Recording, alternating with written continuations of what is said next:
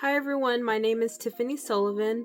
I'm an Indigenous graphic designer and the owner of IPS Graphics. Today I want to talk about mood boarding, what it actually is, how I use it in branding, and why it's one of the most helpful places to start when you're designing, especially when culture and identity matter. So the first time mood boarding, how it kind of really stood out to me wasn't even in graphic design. I was like watching a makeup movie on Netflix, and I'll show a quick clip here. Hours for nail this creative brief. Shanice, Bernie, I'll let you know when you can start. The rest of the MUAs, time starts now. Let's go, honey. Let's go, girl. My look today is Grace Jones. Got to make sure now that I nail this one because the pressure is on. And the makeup artists, they were actually using mood boards, and they were pulling together colors, textures, references, and the overall feeling before they ever touched like the face of their model. And I just remember thinking, that makes so much sense. And later on, when I started getting education in graphic design and watching professional brand designers, I noticed they were doing the exact same thing. So using mood boards to capture the overall aesthetic, the vibe, and the feeling of the brand before designing anything. And that's when it really clicked for me. In this video, I'm actually mood boarding for a current client who needs a booklet for their business. They're partnering with several Native American businesses, so they're looking for a Native American feel that relates specifically to California tribes, who their partners are. So you'll see firsthand how I began designing for an Indigenous community from the perspective of an Indigenous designer. Designing with cultural awareness isn't about trends or stereotypes. It's about intention, respect, and understanding the feeling you're trying to communicate before designing anything final. And what you'll learn as you watch this walkthrough, you'll see how I start mood boarding for a real client, how I use the simple Canva template, and tips on what types of images actually belong in the mood board. And what usually doesn't, and the goal isn't to copy what I choose, but to understand why things are chosen to go into the mood board, I think is what I'm going to try to teach you today. Just kind of understanding my thought process of what goes behind that. So the template I'm using is free, intentionally simple, and meant to help you get your thoughts down without overcomplicating the process. I recorded this walkthrough before the holidays, but it's still exactly how I approach early brand thinking. So let's jump right into the screen recording and I'll walk you through it. So what I like to do is my mood board, I want to do around, how many is it? 1, 2, 3, 6, 7, 8, 9. So 9 squares. I want to do images that make the brand really pop and stand out and represent the brand. So whatever it is, it can be construction, it can be a salon, it can be a Native American soap brand, it can be anything that these images need to convey whatever it is you're trying to create. So in this case, we're going to work on a client that I just onboarded, and the first part in my process is to create a mood board, or like a creative direction. So how do you do that? How do you create a creative direction? I start by mood boarding. And I want to start by filling each of these. I need to go online and look at different images. And what this client needs is a document they're creating for like a booklet. They need like a cover or design layout for their clients and people that they work with that are Native American, but also not Native American. So I'm really going to have to focus on what tribes are probably represented in California and what tribes are in focus here. So it looks like the Yurok tribe, the Karuk tribe. I don't even know if I'm saying these right, so I'm going to have to look up on actually how to say the tribes' names correctly. So yeah, anytime I start with like Indigenous design, I always want to see what tribes are being represented, or who the audience is and what tribe I'm speaking to.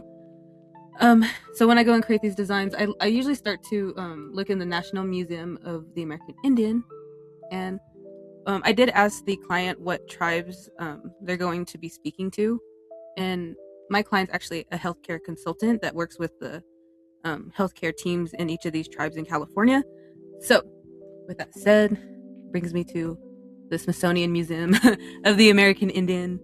And I like to start here because I want to see where these designs and these tribes, like what they represent, what their what's significant to them, what their line work looks like, anything that represents that tribe.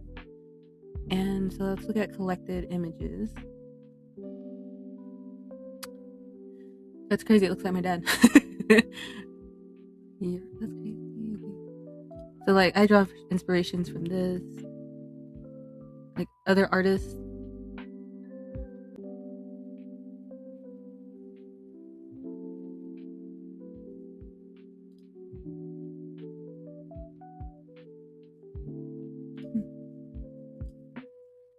So what I saw was a lot of design work. Like this is my favorite. I'm gonna add one more basket because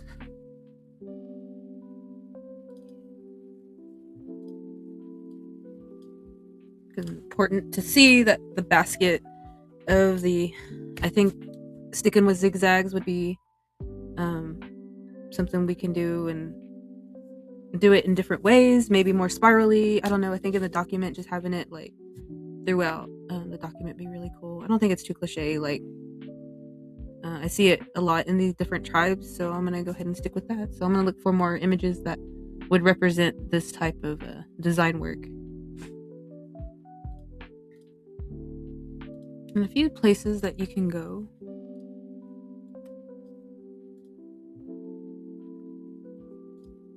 So there's a few places like I like to start out. You can go to Pinterest. Pinterest is always a good place to start when you're mood boarding, and that's what I've been using since day one. So yeah, here's good old Pinterest. And you gotta kind of be a little clever in how you decide how you want to go searching in Pinterest. So I think what I would do is take one of these tribes, and Hoopa Valley tribe.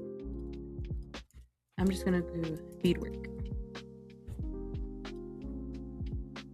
and see what kind of beadwork has been popping up.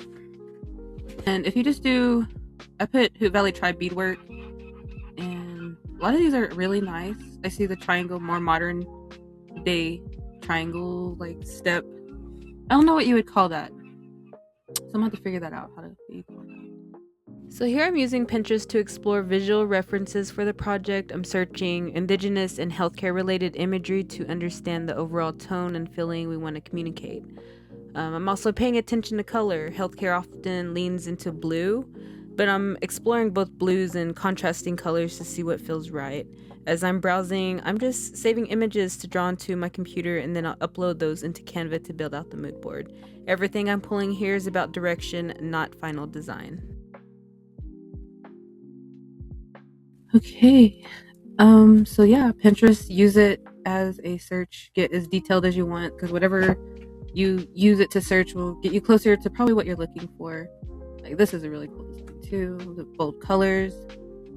And honestly, I might think about making it like the basket colors, like browns, neutral colors, and I feel like this. Play more. Say I want to take it a step further. I've heard of this other tool. It's like called Cosmos or something. I've never actually used it before, but I heard it was good, and I should probably use it. So we can try it out together. How about that? Cosmo.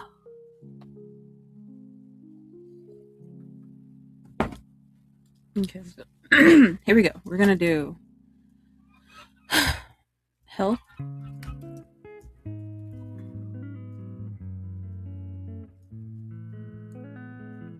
Native American.